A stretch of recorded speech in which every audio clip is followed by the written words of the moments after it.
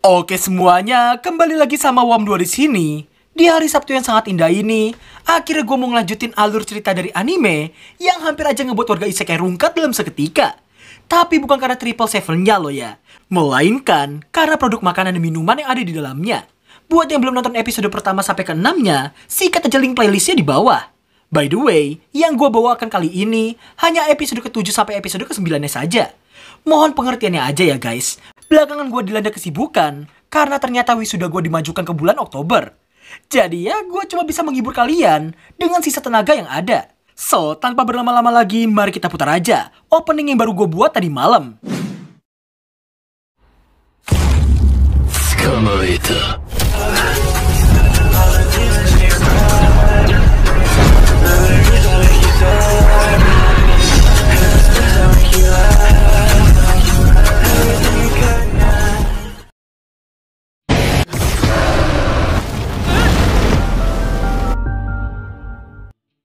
Di episode sebelumnya, kita telah diperlihatkan adu mekanik antara kota kapitalis melawan penguasa buaya iblis. Hako yang berhasil memenangkan adu mekanik itu harus mendapatkan sebuah kesialan yang mana ia nampak terjatuh akibat pecahan sektor yang tercipta dari kemodarannya sang penguasa sektor. Nggak pengen menyerah dengan situasinya saat ini, dengan sangat cerdiknya Hako bertransformasi menjadi mesin penjual balon otomatis. Gak cuma itu, ia juga bertransformasi menjadi mesin penjual kardus yang jauh lebih ringan agar semua balon yang tadi ia keluarkan bisa mengangkat tubuhnya.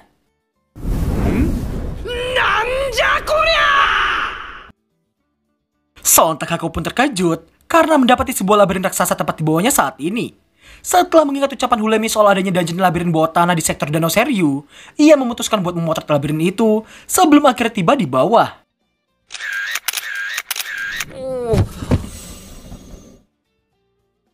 Setelahnya, Hako baru menyadari bahwa koin penguasa buaya iblis yang ia dapatkan tadi berada tepat di depannya. Akan tetapi, karena ia cuma sebuah vending machine, mengambil koin tanpa tangan pastinya akan sangat mustahil baginya. Di tengah Hako yang berniat memeriksa fitur baru yang ia miliki, ia harus dibuat terkejut karena poin yang ia miliki saat ini berjumlah lebih dari 1 juta poin. Hako menduga semua poin itu berasal dari achievement-nya usai ngalahin sang penguasa sektor tadi.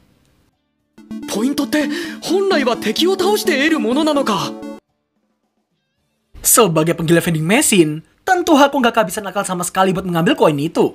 Dirinya memutuskan buat menaikkan ring fiturnya ke level 2 supaya ia bisa menggunakan fitur penyedot debu yang baru terbuka saat ini.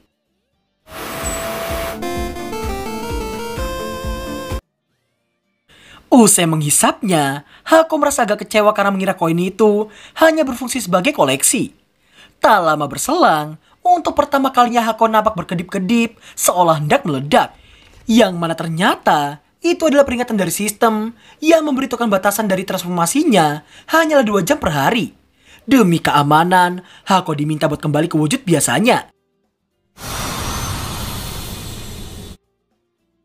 Di keesokan harinya, Hako terlihat lagi grinding poin, hanya bermodalkan berdiam diri, sembari sinar matahari yang mengisi poinnya via fitur panel surya miliknya.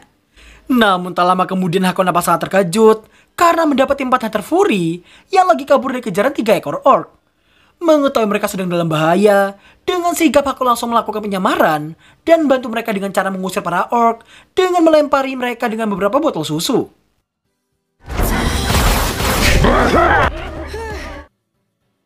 Tak lama setelah itu, keempat Hunter Fury itu menghampiri Hako karena penasaran, namun mereka semua langsung terkejut di saat Hako yang tiba-tiba mengeluarkan suara. Arigatou gozaimashita. Singkat cerita, meski awal keempat Hunter Fury itu waspada terhadap Hako, namun karena pancingan berupa daging ayam yang sangat lezat, keempatnya langsung menurunkan kewaspadaan mereka dalam seketika. Karena hal itu juga lah Hako jadi mengetahui nama mereka masing-masing. Leadernya bernama Mikene, yang cewek bernama Suko, yang biru bernama Pel, dan yang hitam bernama Short. Usai memberi mereka makan, Hako harus dibuat sangat kerepotan, karena mereka berempat yang gak paham maksud dari tiap ucapannya sama sekali. Meski sangat menyebalkan, namun Hako merasa gak masalah selama mereka berempat membawanya ke pintu masuk labirin itu. Setelah itu, terlihat Mikene dan kawan-kawan yang ingin bawa Hako, namun karena terlalu berat, Hako langsung menambahkan fitur roda supaya mudah buat didorong. Sembari mendorongnya, mereka berunding dan memutuskan buat menjual Hako pada restoran rantai. Namun jelas dalam hati, Hako langsung menolaknya dengan tegas. Beberapa saat kemudian Hako kembali dibuat sangat kerepotan. Karena keterbatasan komunikasi yang ada, Mikene dan yang lain malah merasa Hako adalah sebuah ancaman. Karena ia yang secara tiba-tiba mengaktifkan barrier miliknya.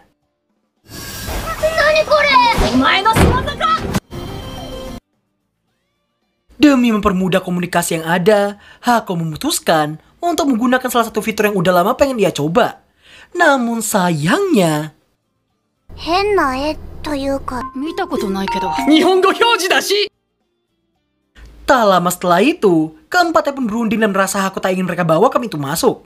Apalagi ketika Hako mengucapkan sayang sekali, mereka semakin yakin Hako menolak untuk mereka bawa. Yang padahal maksudnya bukan begitu. 美味しいからいっか。悪いやつのわけじゃないよ。 Dengan sangat EZT keempat Hunter Fury itu kembali ceria dan menganggap Hako tidak jahat sama sekali hanya karena diberi beberapa kotak ayam goreng. Di tengah mereka yang masih makan, secara tiba-tiba mereka mendengar banyak langkah orc yang mendekat. Melihat hal itu, Hako pun tak tinggal diam dan memutuskan untuk bertransformasi menjadi mesin pompa minyak tanah. Meski awalnya kesulitan karena gak bisa menarik selangnya, akan tetapi berkat adanya getaran hebat yang untuk sesaat, seketika itu pula selangnya terjatuh dan langsung dimanfaatin olehnya.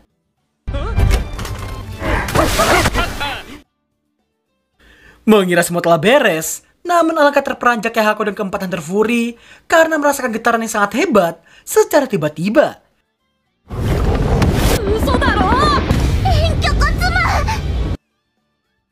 Sungguh edan sekali.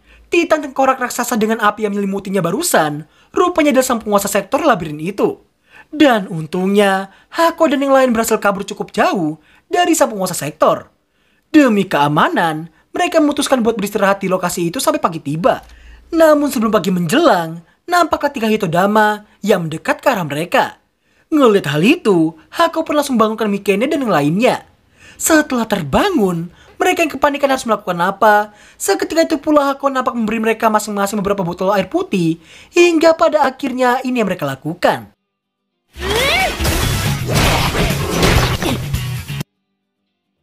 Usai menghabisi ketiga Hitodama barusan, Mikene menyarankan supaya masing-masing dari mereka memegang 1 botol air.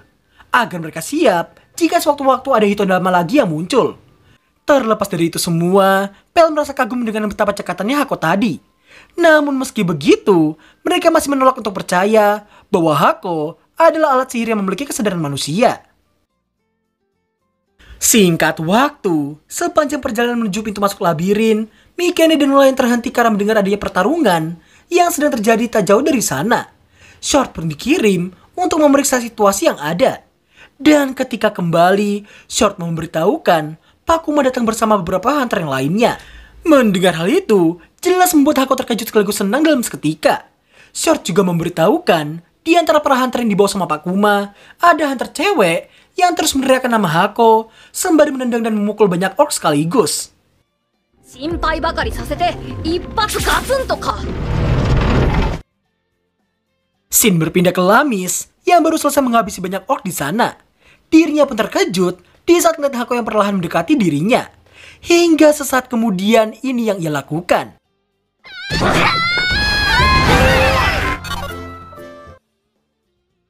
Pada akhirnya, Hako berhasil berkumpul kembali dengan Lamis dan yang lainnya. Mereka semua pun bersyukur karena Hako yang tidak kenapa-napa di dalam labirin mematikan itu. Di lain sisi, Cariol merasa jauh lebih bersyukur pada nyawanya sendiri karena ngeliat Hako yang baik-baik aja. Akashiro, Filmina, dan Sui pun langsung menjelaskan alasan dibalik ucapan Cariol barusan. Di mana ternyata, tepat setelah Lamis terbangun dari pingsannya dan diberitahu bahwa mereka telah meninggalkan Hako untuk jadi pancingan sang penguasa buaya iblis, sontak hal itu membuat Lamis amuk-amukan dan mengancam Cariol dengan tatapan mematikan. Dengan kata lain, mereka tak akan bisa membayangkan nasib Cariol jika sampai Hako tidak berhasil ditemukan. Mikene dan partinya kemudian mendekati Pakuma untuk menanyakan benda apa sebenarnya Hako itu. Pakuma pun memberitahukan Hako adalah alat sihir dengan kesadaran manusia. Meski telah diberitahu seperti itu, namun Mikene masih gak percaya karena ucapan yang dikeluarkan sama Hako hanyalah kata-kata berulang. Lamis pun menuturkan bahwa kata-kata yang bisa Hako keluarkan sangatlah terbatas. Dia juga menjelaskan bahwa selamat datang artinya iya dan sayang sekali artinya tidak. Demi bisa membuktikannya, Mikene mengajukan pernyataan benar atau salah padanya. seperti daging yang mereka makan semalam adalah ayam goreng, sampai dengan menyebutkan nama mereka dengan urutan yang salah. 全部分かっていたの。いらっしゃいませ。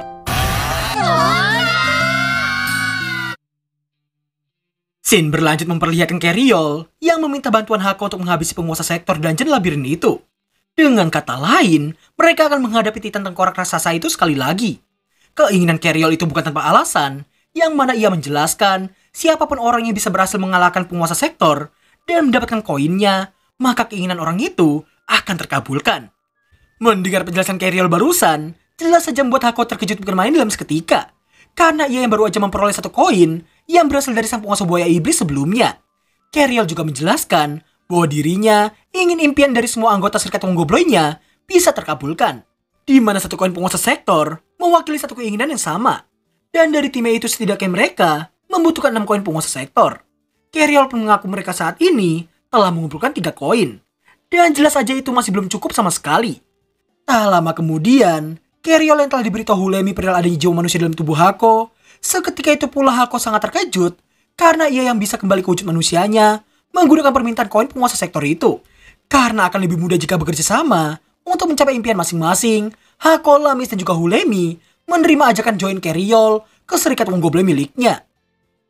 人間に戻るか。 Di keesokan harinya, mereka semua nampak bersiap untuk nge-raid party melawan sang penguasa sektor labirin. Hako yang lihat peta menyedihkan yang dipegang sama Pakuma, seketika itu ia menunjukkan hasil potret yang ia dapatkan di saat terjatuh sebelumnya. 実際に見たものを映し出すことが可能なのか。 Sontak mereka pun kagum dengan betapa hebatnya Hako yang selalu bisa membantu banyak permasalahan yang ada. Carriol kemudian minta Filmina untuk menggambar ulang detail peta labirin itu.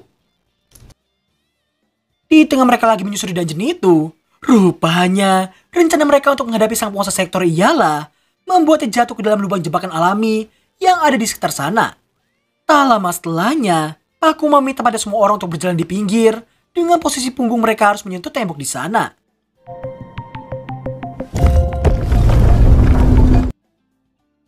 Singkat waktu, terlihat mereka yang saat ini sedang membahas rencananya, di mana lagi-lagi Hako menjadi kunci utama untuk keberhasilan rencana itu. Dirinya diminta buat mengeluarkan air dalam jumlah yang sangat banyak ke dalam lubang jebakan itu. Hako yang tahu itu akan membutuhkan waktu yang sangat lama jika menggunakan botol mineral biasa, dirinya memutuskan untuk menambahkan fitur baru yang ada.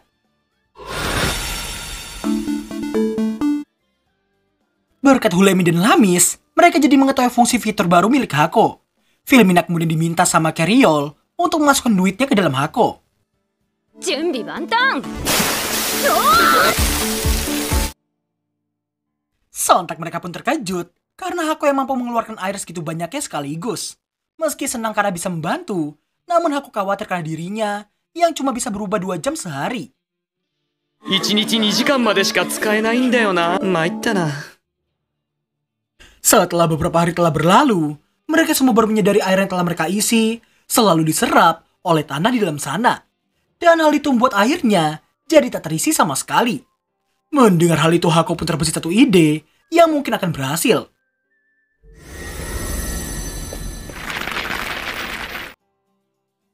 Di malam harinya, Lamis tampaknya mengetahui Hako yang lagi memikirkan sesuatu. Hal itu jelas membuat Hako terkejut, yang padahal ia sama sekali gak mengatakan apapun. Dan ternyata, Lamis mengetahuinya dari kebiasaan Hako yang suka mengedipkan lampu dikala sedang ada pikiran. Setelah itu, Lamis tampak menanyakan Hako yang benar-benar ingin kembali ke wujud manusianya. Meski normalnya ia sangat ingin berubah, supaya dirinya bisa mengobrol secara normal dengan Lamis, namun timbul pertanyaan yang sangat penting, di mana ia penasaran apakah ia akan berguna jika telah kembali ke wujud manusianya. Keraguan itu pun semakin tinggi, karena timbul prasangka yang lainnya, yang mana ia yakin, semua orang yang akan senang hanya di awal, tapi akan kecewa di akhir, karena Hako dalam wujud manusianya, yang dirasa kurang berguna bagi mereka. Dan semua hal itulah yang membuatnya masih belum berani mengaktifkan fitur telepatinya. いらっしゃいませ。残念。 Mendengar jawaban Hako barusan, Lamis pun mengetahui Hako yang tidak yakin ingin kembali ke wujud manusianya. Namun berkat ucapan Lamis yang merasa ingin mengobrol dan melakukan banyak hal dengannya, seketika itu pula kepercayaan diri Hako kembali, karena dengan menjadi manusia, ia bisa berjalan berdampingan dengan Lamis.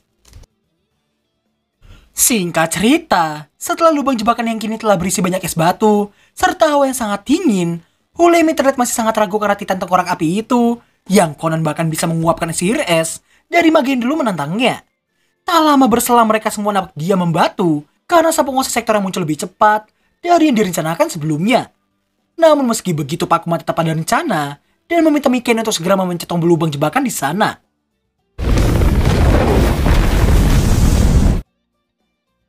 Mereka semua pun terkejut karena uap yang seharusnya muncul akibat menguapnya semua es batu di bawah sana malah gak muncul sama sekali. Miken kemudian mengkonfirmasi bahwa api penguasa sektor yang kini telah padam tak bersisa. Di tengah ketidakpahaman apa yang terjadi sebenarnya, ternyata apa yang dimasukkan sama Hako bukanlah es batu biasa, melainkan es batu kering. Itulah mengapa api sang penguasa sektor bisa padam tanpa masalah sama sekali.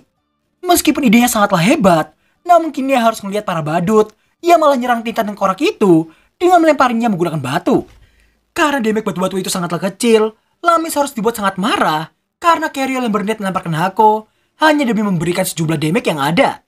Setelah mengurungkan niatnya untuk melemparkan Hako, mereka yang berniat turun langsung buat beradu mekanik nampak langsung dihentikan sama Hako. Mereka yang gak paham maksudnya, jelas saja buat Hako mau gak mau harus mengambil resiko demi menyelamatkan mereka semua.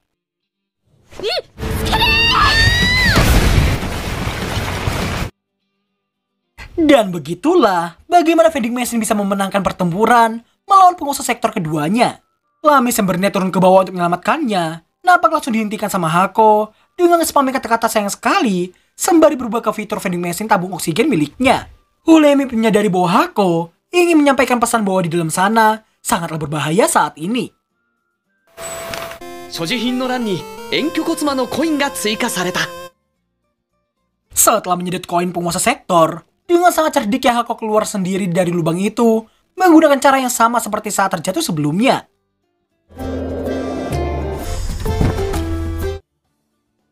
Singkat waktu, Hulemi terlihat pasang badan di saat Carriel yang meminta koin penguasa sektor yang baru aja didapatkan sama Hako. Alasan yang gak lain karena Hulemi merasa Hako yang telah mengalahkan penguasa sektor di sana. Carriel yang gak pengen mendapatkan musuh pun langsung meminta maaf karena baru aja bertindak sangat egois. Maka dari itu Carriel berniat untuk membeli koin itu darinya. 100 koin emas ditawarkan sebagai bayaran atas koin itu. Tanpa pikir panjang Hako pun menyetujuinya karena Pakuma yang merasa jumlah segitu sudah lebih dari cukup.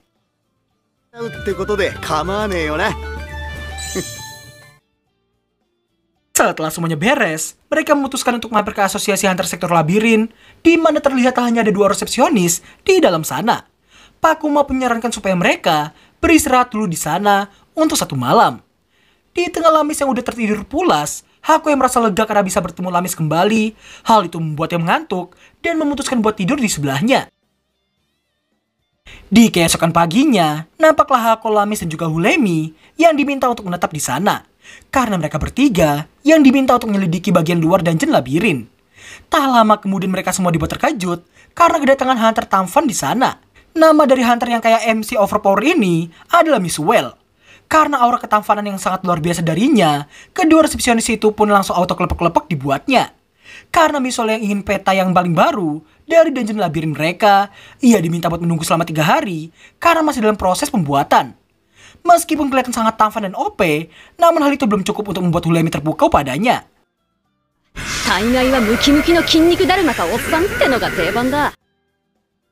Mendengar ucapan bestinya barusan, Lamis pun langsung menanyakan soal Hunter terkemuka yang digadang-gadang memiliki 100 berkah dan penerima kasih sayang sang dewi.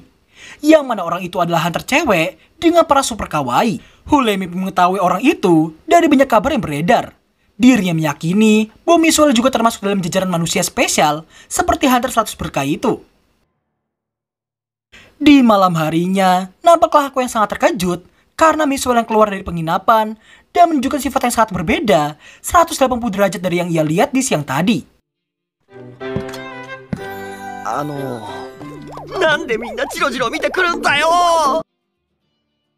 Rupanya, di balik wajah tampan dan penuh karismanya tadi, terdapat sosok cowok introvert yang sangat sulit beradaptasi dengan orang lain.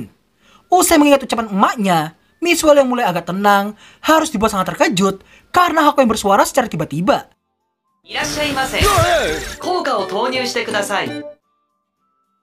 Berkat adanya Hako di sana, kepercayaan diri Misol untuk menghadapi orang lain di esok hari jadi agak mendingan dari sebelumnya. Singkat cerita, rupanya Misol memutuskan untuk menemani misi penyelidikan mereka semua. Ditemani Misol dan partinya Mikene, di sini kita akhirnya mengetahui julukan Miswell yang sangat badas bagi gua. ここの黒き先行と呼ばれる方とご一緒できるなんて光栄だな。 Saking gugupnya, Misol yang terus menjawab dengan kata berulang. Hal itu membuatnya salah tingkah dan memutuskan buat mengawasi bagian belakang mereka.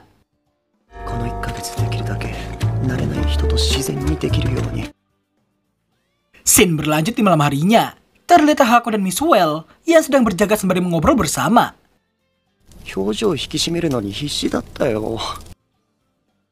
Miswell penasaran karena semua orang yang benar-benar mempercayai Hako yang dirasa bisa menjaga mereka di malam hari.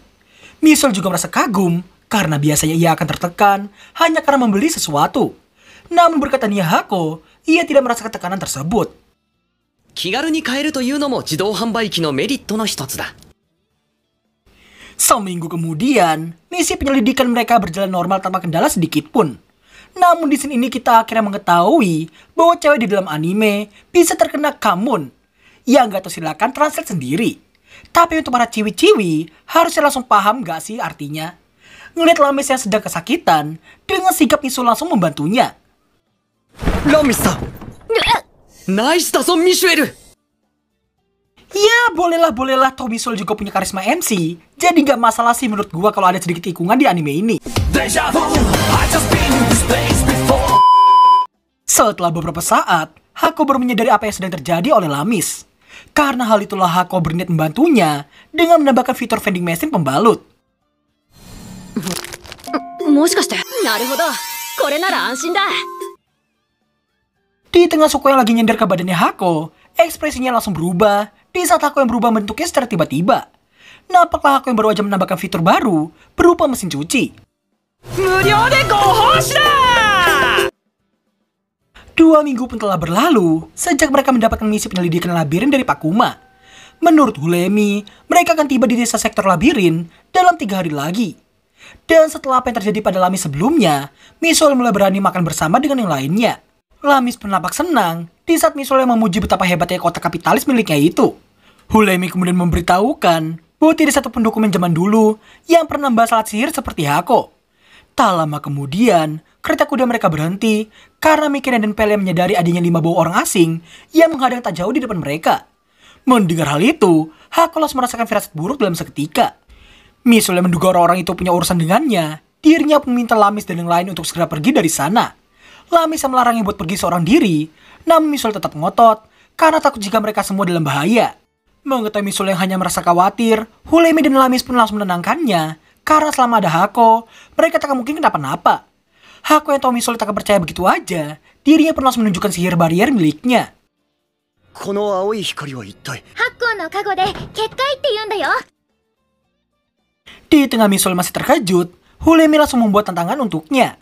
Ia mana jika serangan Misol tak bisa menembus barier itu, maka ia akan membiarkan mereka untuk ikut dengannya.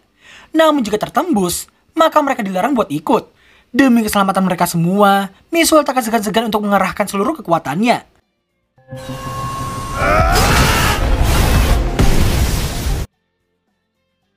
Meskipun mampu menahannya, namun alangkah terkejutnya Hako karena serangan Misol tadi ternyata memiliki damage yang melebihi durabilitasnya. Hal itu membuat poin Hako menurun sebanyak 500 poin. Singkat cerita, setelah mereka mengikuti Miswell, ternyata orang-orang yang menghadang di depan mereka sesuai dengan analisa Miswell barusan. 3 fighter dengan 2 mage. Dari apa yang dibicarakan sama Miswell, sepertinya kelima orang itu adalah pemodal bayaran yang dikirimkan untuk memodarkannya. Gak pengen Miswell berjuang seorang diri, Hako, Lamis, dan Mikene pun langsung mengalihkan 2 mage mereka.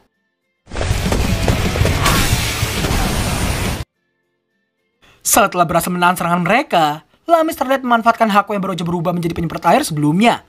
Hako yang juga mendapatkan fitur sampo pencuci mobil. Hal itu langsung membuat kedua mage itu terdorong, sekaligus membuat mata mereka perih, meski penutup mata mereka masih menempel kuat di wajah mereka.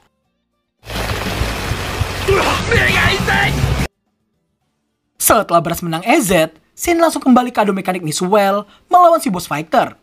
Namun gak butuh waktu lama, Miswell berhasil menumbangkannya dalam hitungan detik.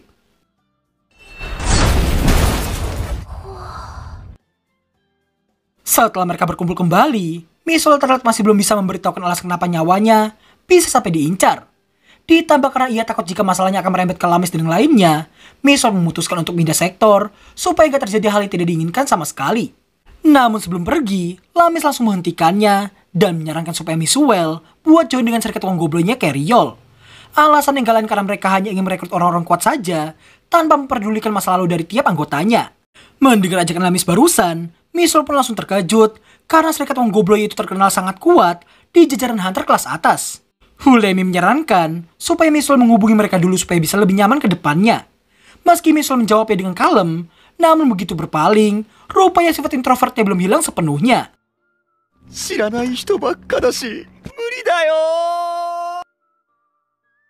Dan berakhirlah alur cerita anime mesin pembuat bangkrut Toga Isekai episode ke-7 sampai 9. Untuk episode ke-10 sampai 12-nya, mungkin baru bisa gue upload setelah wisuda gue selesai. Lebih tepatnya, Oktober awal nanti. Jadi semoga aja kalian mau sabar nunggu gue upload nantinya. Tapi tetap aja di musim baru nanti, gue bakal ngupload beberapa judul anime yang masih sangat fresh buat kalian. So, biar gak kelamaan, gue ucapin thanks buat yang udah nonton video ini sampai akhir. Kalau kalian suka bisa like video ini. Kalau nggak pengen ketinggalan alur anime yang lainnya, silahkan aktifin lonceng notifikasi di bawah. Thanks for watching dan sampai jumpa di anime musim baru di tanggal 1 nanti. Bye-bye. Kalah. Belajar lagi. Tidak. Kenapa? Karena aku sudah kehabisan uang.